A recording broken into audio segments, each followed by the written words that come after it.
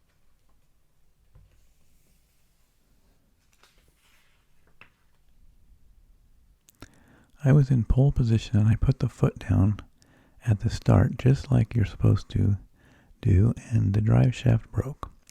And I'm sitting there and I'd never been in a Formula One car, and here it was, a brand new car. It was a two-part race, fortunately, and it was just a drive shaft that broke. Typical Colin Chapman, the bloody thing was too light. Here's Jackie Stewart with Colin Chapman.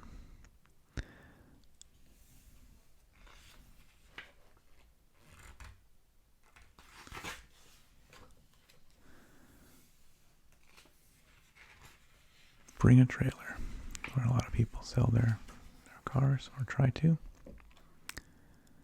It's kind of an online auction site. Here's a Porsche 718 Cayman GT4. Well, that's not a Cayman, that's a Spider. But the other one was a Cayman. There's Porsche's move of the century. In 1964, Porsche introduced the 901 911, which has constantly evolved ever since and remains the most popular sports car of all time. So this was the first year of the 911 with the flat 6 or opposed 6 in the back, rear engine. Two-door, four-seater. Yes, that little car does have back seats, because the engine's all the way in the back behind the rear wheels.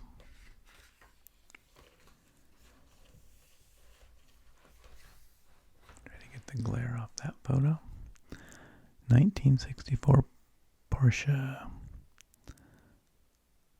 Dirk de Jager, I guess, is the photographer. By Reuter, offered and unsold by R.M. Sotheby's at Place Vaughan in 2019. So I guess it didn't sell. They had it on auction. Here it explains why wasn't the first 911 a mid-engine design. Porsche had designed and built mid-engine cars before the 911 came onto the scene. The issue was 2+2 or 4-seater.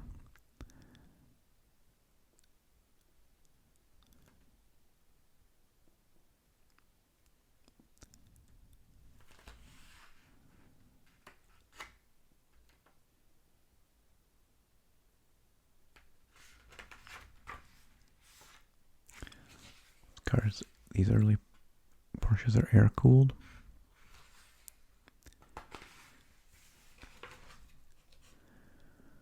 One era, two fabulous Ferraris. Enzo Ferrari's plan to have the 250 LM follow the 250 GTO's tire tracks at Le Mans didn't work out as planned.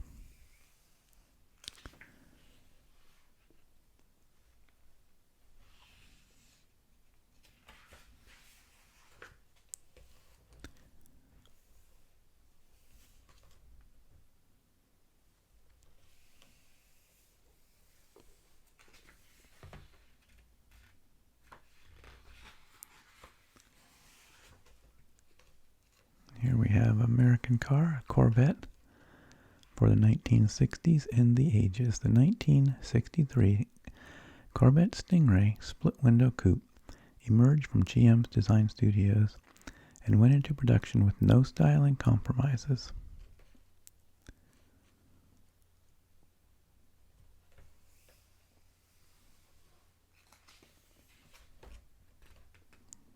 It's a popular Corvette, the split-window Stingray.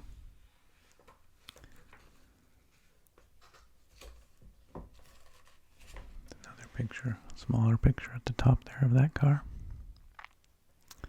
Looks like a nice example. Corvette killers from Italy. The 63 Corvette split window is a gorgeous car, but it can't compete with Izzo Grifo or Bizzarini.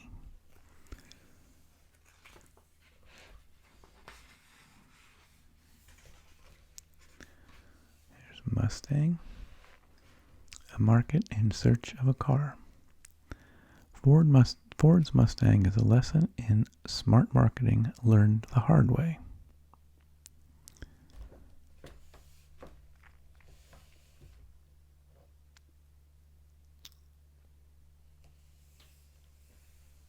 When I was a kid, we had, for a little while, a little Mustang like this, hardtop, two-door.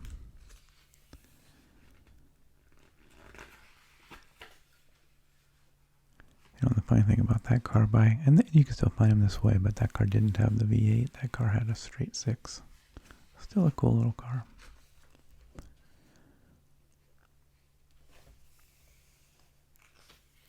It was cool to have my mom drive me to school and drop me off in that. It was not a fantastic family car, though, of course. Still a cool car. There's a 67 Porsche 911 Targa, which they say sold for $220,000. And this, I guess, auction site, Sonic Bidder, not familiar with that one. Exotic muscle cars, classic cars, and pre-war.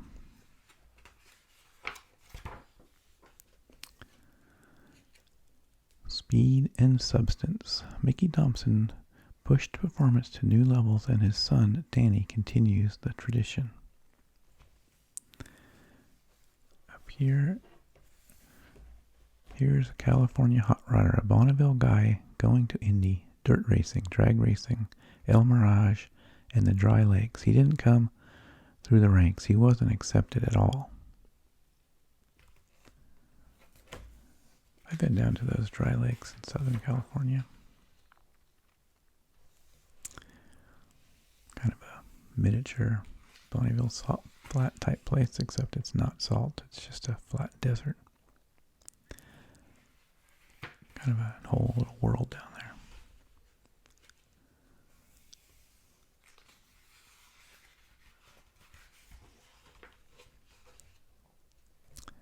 The Bill Mitchell era, GM's high water mark. It was the pinnacle of design, the excitement of the 1950s blended with new factors to push the limit of style, power, and grace. Some cool cars here. You got the Corvette again. A couple of different Corvette models there. 59 Corvette Stingray. That must be these must be like concept cars. 61 Corvette Mako Shark, which I think is this one back there.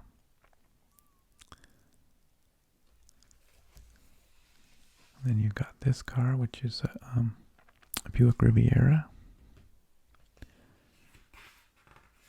Big old giant. I mean, it's not that big for its day, but it's a big car for a two-door. Colin Chapman changed the Indy 500 forever in 1963. Chapman's smaller, lighter, and more nimble cars overwhelmed the raw power of the traditional Indy roadsters. So these cars were a completely new design at that time. Boy, that thing looks unsafe, which it was.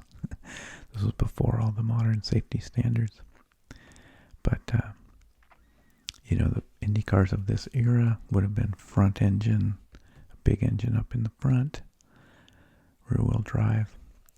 And these cars that Chapman introduced had a monocoque design, so the engine was actually the rear part of the main frame.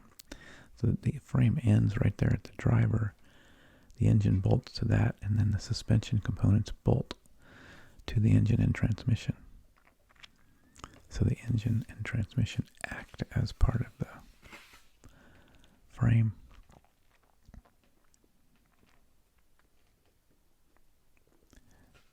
It's lighter, smaller engine.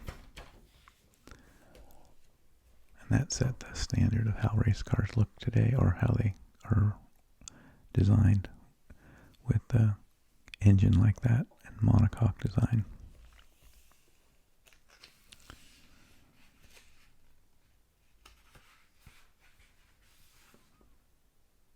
Canapa. They have a warehouse you can go to and look at some of their stuff they have. glorious comeback. After COVID-19 forced cancellations in 2020 and 2021, the Quail motorcycle gathering roared back to life in May. The 2022 motorcycle gathering kicks off with a 100-mile tour of the Monterey Peninsula. There's a Quail golf club where they hold these events. It's a big area for motorcycles as well. Running with the Mustangs, clients come first, but David Clayman seizes the day and eases stress with his collection of special Ford Mustangs.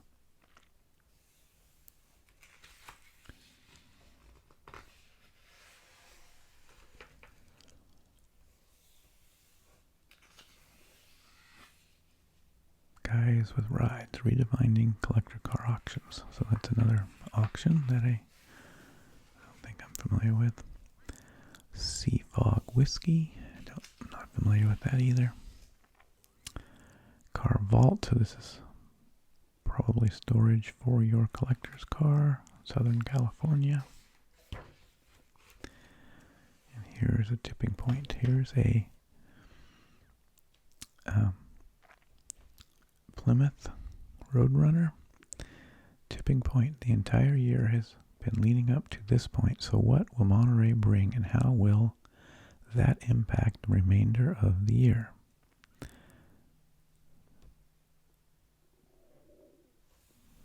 So this is about the Barrett Jackson auction. I guess other auctions too? Guess so. What does RM Sotheby's $142.7 million Mercedes 300 SLR sale mean for the market? I think in one of the other videos I show not quite an exact car like that, but very similar car, and I said they're quite valuable. 142.7 million worth for a good specimen like that.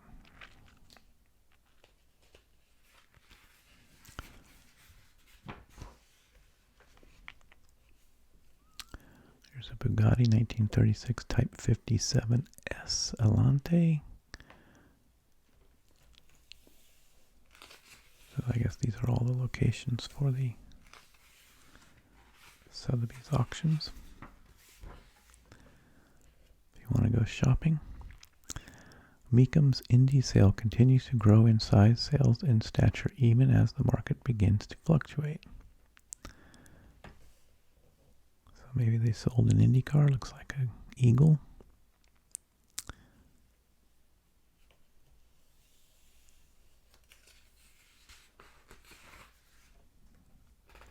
Indie pace car. Personal luxury champion, lot number L182, sold price for $30,000. 63 Buick Riviera 2-door hardtop. Here's a 1963 Pontiac Catalina 2-door hardtop. Now the 2 doors are always going to be worth more. It's a lot for a Catalina though. It sold for $49,500. It looks like a really nice specimen though, or nice example. Gatsby artwork, restoration coachwork, buy sell exceptional automobiles. 1964 Chrysler New Yorker sedan, sold for $26,950. It's a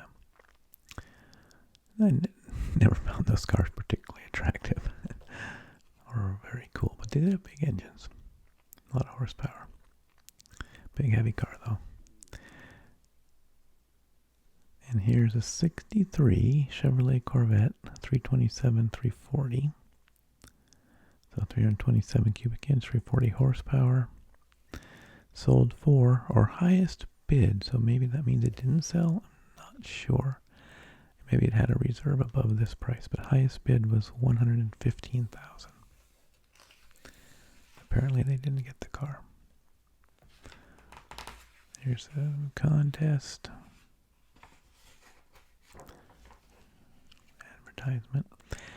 Here's a 63 Ford Galaxy 500 XL two-door hardtop. Now those cars are rare. They had a 427 V8, a 4-speed manual. And this one appears to be sort of Concours quality. And it sold for $148,500. I would have not expected that.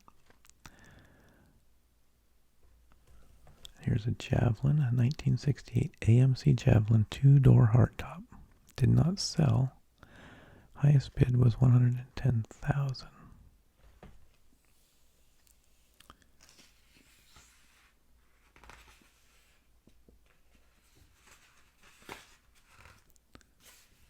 Don't know if that was a race car or a pace car, that Javelin. It's sort of painted like a race car, but it kind of doesn't look like it's prepped like a race car. Here we go, a 356C, so 1964 Porsche 356C. 1.6 flat 4. So these were the predecessors to the 911. The 356 A, B, and C. That one looks like it did not sell and had a highest bid of $120,000. And over here you've got a 1964 Plymouth Savoy two-door sedan. It's, again, to me, not a particularly attractive car. I suspect that car is some kind of a special edition. Kind of a rare car of some sort. I'm not particularly familiar with that car, but sold for $86,900. Looks like it's kind of a sleeper with the 426. Chrysler built a lot of those kind of cars. Kind of weird looking cars with huge engines. Here's a 65 Ford Mustang convertible. Wow. Must be it's got a 6-cylinder engine, C4 automatic. And it sold for $66,000.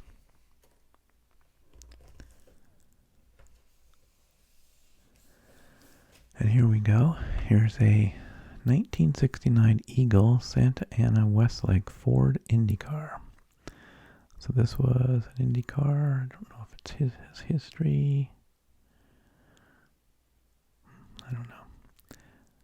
Okay, driven by Dan Gurney to second place, so that'll always increase the value. At the 1969 Indianapolis 500, mostly original chassis and suspension, currently fitted with a correct Ford Westlake 320 Ci V8 engine that was in the original rotation of engines that it used during 1969. And it sold for $1,375,000. And a lot of it is because of that history of that car. And of course it looks like it's a very period accurate restoration, but when it has history like that, it's always worth more. Here's a classic 63 Impala SS. I've had a few Impalas in my life. Never had a 63. It's a beautiful car. Convertible, or is that a removable top? It looks like it's a convertible. It's hard to tell in that photo. Maybe that's just a final top. No, I think it's a convertible. Muscle in the market. Growth in the collector car space has pushed pricing on certain American muscle cars to a new level. So that 63 Impala SS must be quite a build because it sold for $71,500. That seems pretty high. So it must be a nice car. Well, here's some more pictures of it.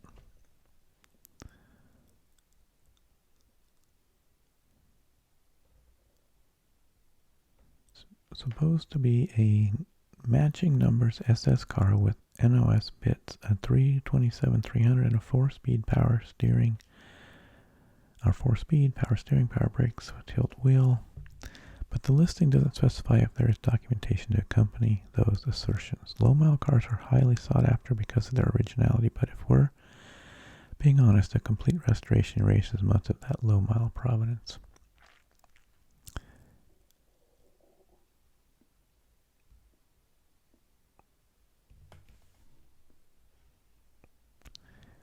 Yeah, so it's an interesting car. It's a small block. It's not a 409. It's got a manual. I mean, it looks like a nice restoration, but that's a high price. Monaco Magic, Formula One legends and Italian icons headline Sotheby's return to Monte Carlo.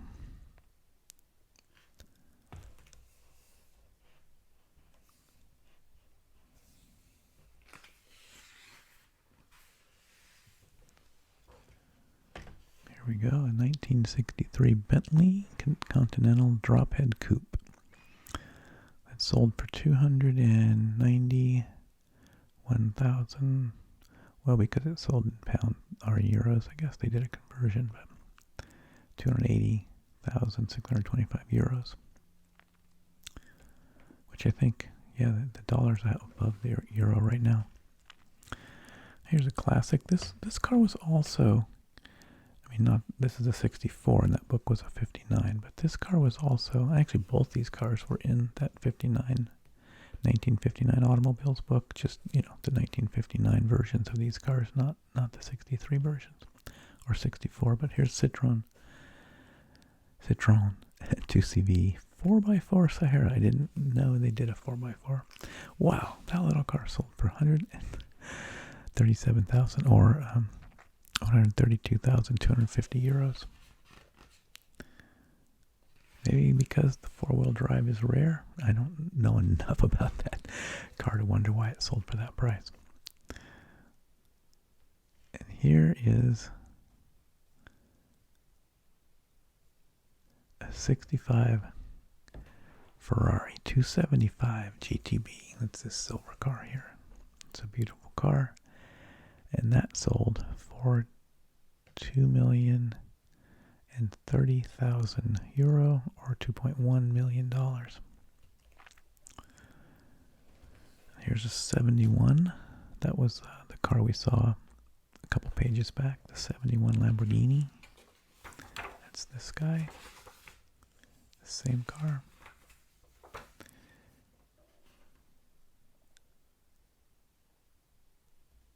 And that sold for €2,480,000 to 1971 Lamborghini Miura SV. Or Miura? I'm not sure how to pronounce that. Oh, there you go. There's a Ferrari. Looks like it might be a F2000 Ferrari, but I'm not sure. Not 100% sure. It's right in that era. Yeah, looks like it might be. 1965 ISO Grifo A3C. I don't know what that is.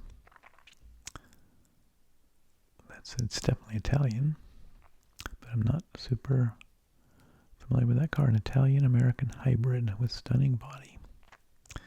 So that car must be rare as well. That sold for €1,450,000. And here's a 1962 Lotus 22 Formula Junior. It's a cool little race car. That sold for €46,000 or $47,771. This has a Cosworth 4-cylinder engine, that race car. Oh, here's a 2020 Ford GT Carbon Series. German delivered GT. So that got a high bid of €840,000, but I guess it did not sell at that price. And this 1988 Aston Martin V8 Vantage Volante X-Pack. So 1988. That looks like quite a restoration for a 1988. And that sold for 680,000 euro, or $706,000. Another Adrian Newport Concours and Motor Week, Newport, Rhode Island. Okay, so I guess there was a car event there as well. Here's a Porsche, a 1973 Porsche 911 Carrera RS 2.7 lightweight. So that's going to be an extremely rare car. Yeah, one of 200 Carrera RS 2.7 lightweights built at the factory. Retains its matching numbers, 2.7 L engine and 5-speed manual transmission, as well as the original chassis. One owner, believed to be highly preserved and original. And it sold for €1,287,500, or $1.3 million, roughly. That's a lot of car. A lot of dollars tied up in a car. Here's a 1966 Ferrari 330 GT Series 2 2+2. These Ferraris are always cool.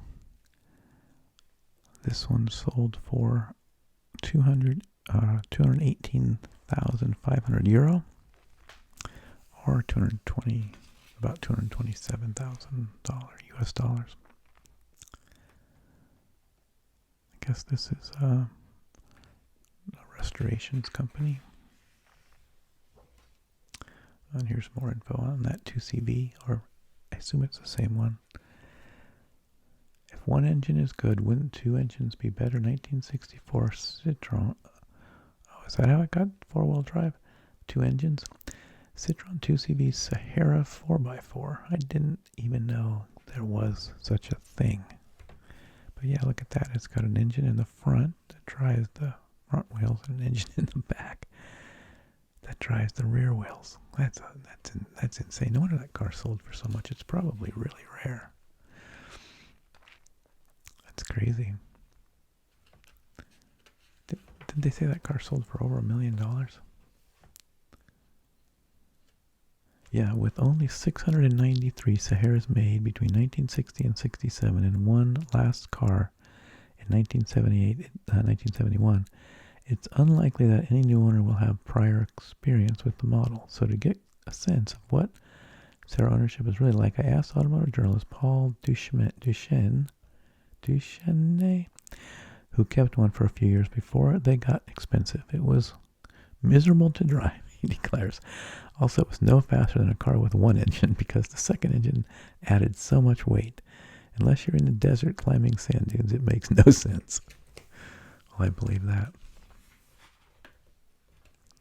That's a crazy little car.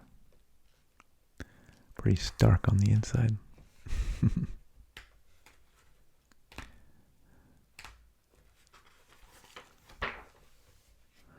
The Festival of Speed. Bonham's June event drew in pre-war classics, movie stars, and serious racers to Goodwood House. Goodwood Festival of Speed auction. Bonham's.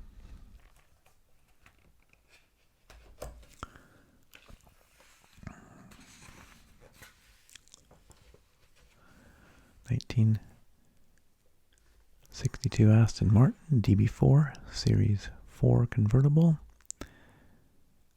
That sold for $721,992, €588,440.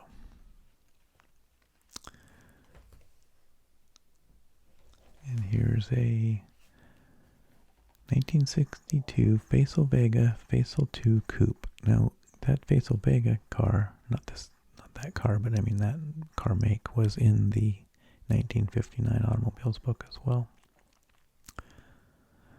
And this car sold for 115,000 pounds. Sorry, those numbers were in pounds. That's why there was such a difference on the previous one. Sorry, $141,100.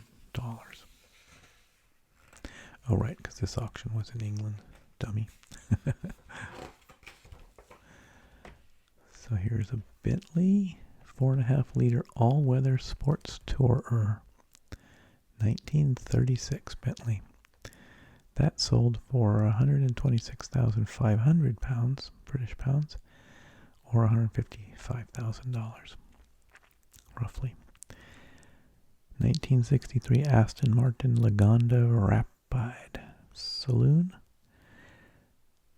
That sold for 80,500 pounds, about $99,000.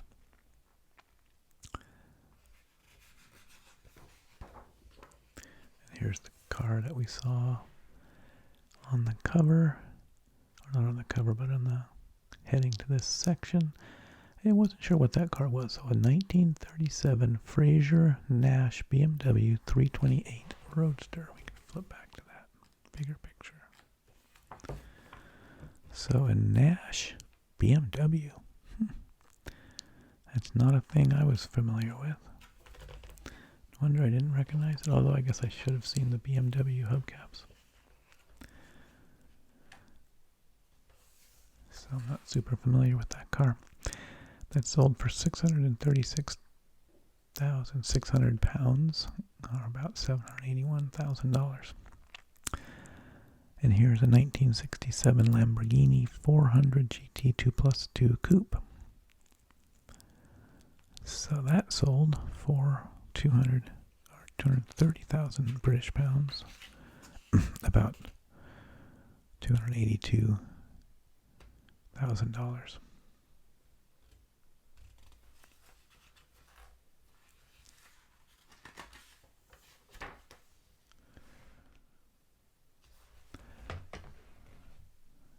There's a 1981 DeLorean DMC-12 Coupe. Interesting. I was curious what those were going for.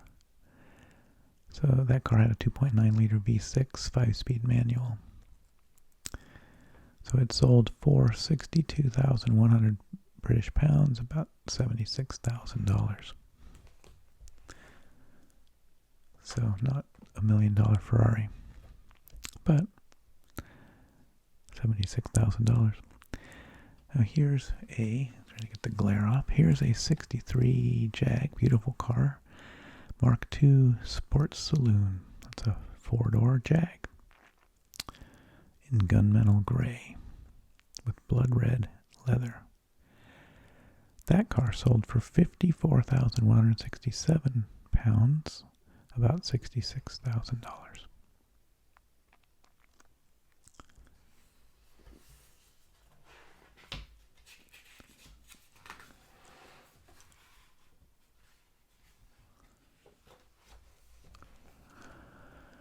Here's a 61 Aston Martin DB4 competition coupe. That's going to be a rare car. Set up for racing. Sold for 149,500 pounds, about $183,000.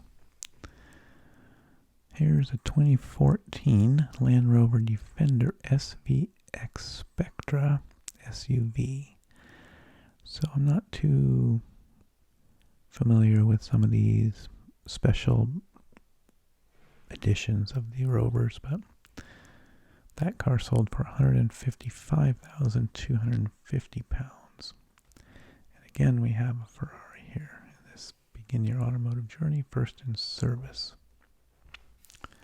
Ferrari F1 car from the V10 era. Tell by those grooved tires, and I can just tell by looking. Looks like a late 90s car. I'm not entirely sure. Might be 2000. Oh yeah, here's those amphibious cars. So 2 years of significance, speaking to 1963 and 64 and 5 lots. So that car sold, I guess, on Bring a Trailer. That car sold for $148,000 in 1964 Amphicar model 770. Went to a car show a while back. like a cars and coffee type thing, and there was a whole little group of a few folks that had those little cars. I used to see them. There was somebody that had one when I was a kid when we went down to the river. They would just drive that car right into the river. It was pretty cool. They just kind of drive it around in the water for a little while. Here's a 1963 Mercedes-Benz 300 SE. That sold for $34,650 on Bring a Trailer. And here's one of those Ford Galaxy 500 XLs again.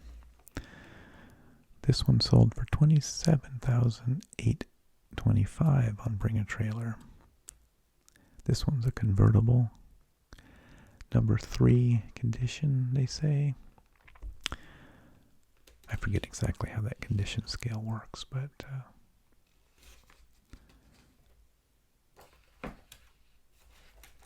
to look that up at some point. I forget exactly how that works. So here's a Buick Electra 225 convertible. Sorry, I gotta get that in the photo, or in the shot. And bid to price $21,666. Condition 3. And here's a condition 1. 1964 Fuji Go Devil, which I guess is a little mini scooter. Yeah, like a mini bike. An old mini bike. 64. Whoa, wait a second. That sold for $17,325. I guess because it was like all new and with the manual and everything. I'm not sure. Wow.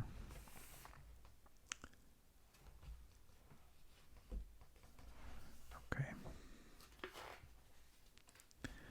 Stingray Dreams.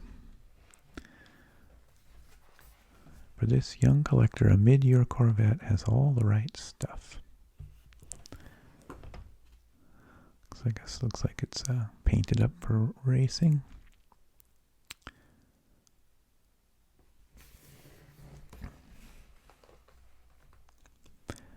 Pretty cool car. Corvette Stingray, 1964. Oh, Cochran and Shelley, Oakland, California. So that's like a car. That was like a car dealer of the time. So here's 1964, the greatest two-year automobile cornucopia. What would you have driven when McQueen and Connery were defining cool and fabulous cars were everywhere? There's again, we talked about the introduction of the 911, the Porsche 911. Over here we have below that we have that ad for the Ferrari 250 GT. Up here we have that Lincoln again.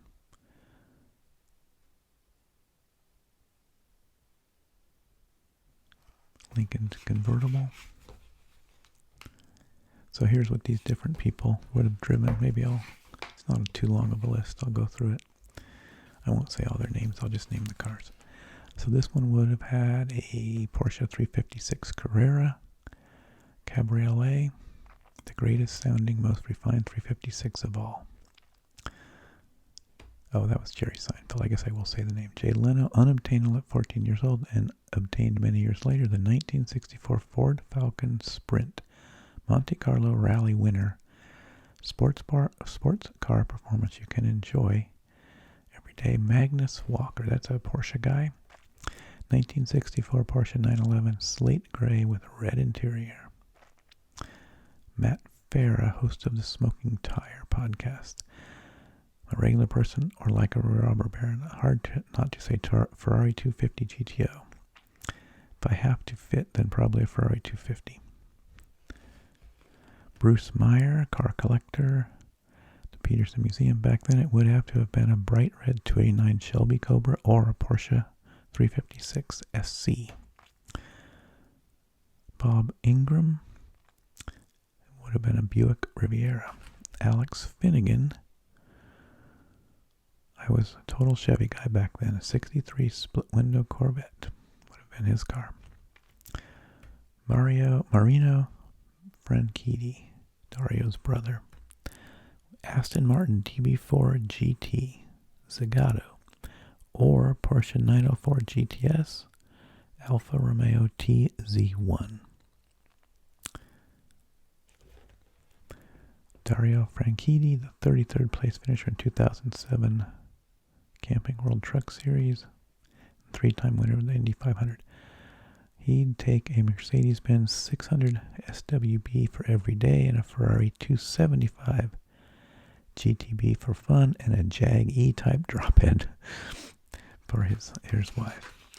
Stefan Johansson, a Formula One and IndyCar driver, would take the 63 Lincoln Continental convertible, kind of as shown up there. Donnie Osborne, automotive historian, seen in person at the 64 New York International Hotel Show, a Maserati Quattroporte. Colin Comer, car collector, historian, a Shelby 289 Cobra. Gord Duff, auctions at Sotheby's, Ferrari 250 Lusso. You would want it in gray with a dark green interior. Howard Swig at Bring a Trailer, probably the Ferrari 250 LM or an Alfa Romeo TZ2. But mark me down for a 64 Alfa Romeo Giulia Sprint GT. Ben Cousins, chairman of Royal Automobile Club. If a race car, the Ferrari 250 LM. Otherwise, a 64 Aston Martin DB5C. David Clark. The car that made an enormous impression on me was the Jag E-Type. Paul Zuckerman, a 63 Mercedes-Benz 300 SL. Bob Lepofsky, car collector, 64 Pontiac GTO. Peter Wild, car collector, Ferrari 250 SWB California Spider. Ed Anderson, 64 Porsche 356 SC Coupe. Joe Macari, purveyor of the good toys in London, exotic. Ferrari 250 SWB Competition. And Chuck Ray, car hoarder and Italian restorer, 1963 Ferrari 250 SWB and 1964 Ferrari 275 GTB, unless I can allow for a Ferrari 250 LM. And I guess the author of this story,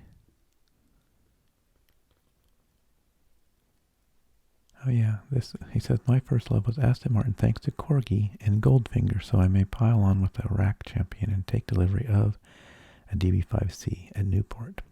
So I had one of those little Corgi Goldfinger cars.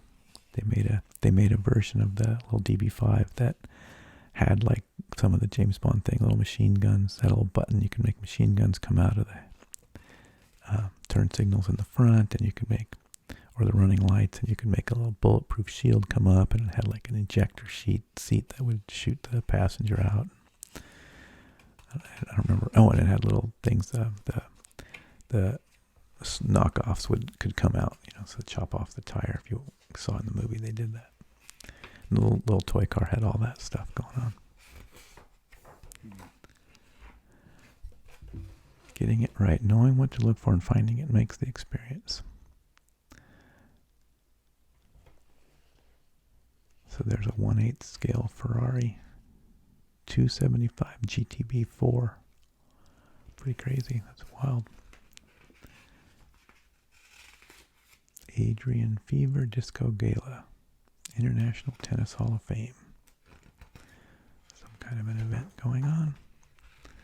Ultra rare Packard relics. We've got collecting items from Earl C. Anthony's California Packard dealerships as a rewarding challenge. Multi-motor oil. San Francisco Earl C. Anthony Inc. and Packard service station.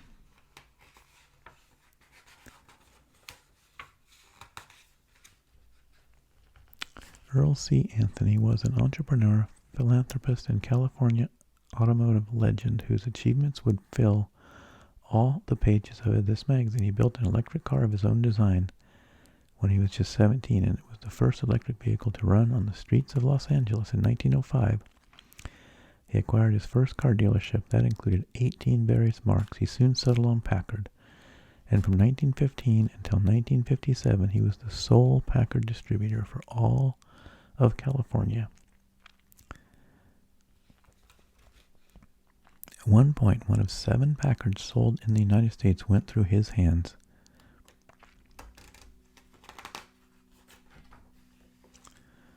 I think we're now to the end where there's lots of little ads, sort of business card sized ads. And there's car storage again.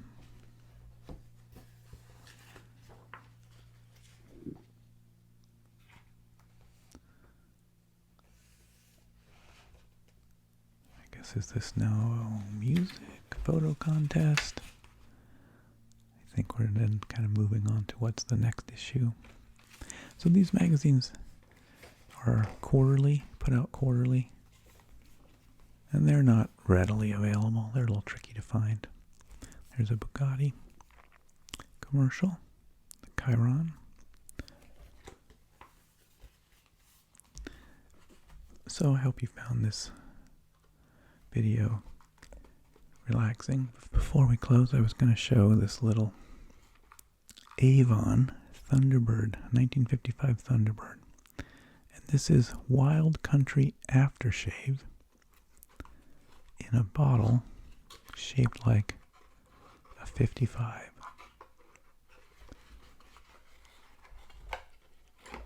Shaped like a 55 Thunderbird. Kind of. It's not exactly true to scale. I believe this is probably 1980s. Maybe it could be older than that. Could be 60s or 70s, but I'm thinking this is like maybe the 80s, but it could be older. And it's full of aftershave, I think.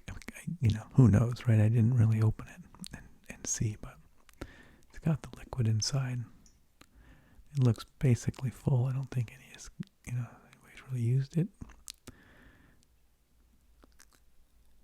You can see it's essentially a glass bottle and cap in the shape of,